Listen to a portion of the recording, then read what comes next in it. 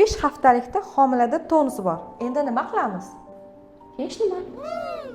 Chunki bachadonimiz mushakchilni organ, mushaklardan iborat muskullardan любой tashqi omilga tonus bilan javob beradi. Bu xoh shoshilib keling, xafa bo'ling, kuring, shirin ovqat yeng, yig'lang, har bitta reaksiyangizga bachadon tonus bilan javob beradi. Bu tabiiy holat. Biz qachon tonusni davolaymiz? Agar pastga tortadigan og'riqlar bo'lsa, belga og'riqlar bo'lsa, yaqindan jigaring yoki qonli ajralmalar chiqsa, keyin davolaymiz.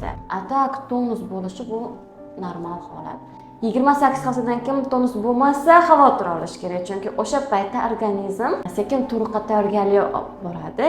Bu sifat tonus og'riqlarini Braxton Hicks deyiladi. Juda ham aktual savol bo'ldi. Поэтому bilmayman ginekologlar qanaqa отношение bildiradi bu gaplarimga, lekin tonus bu normal.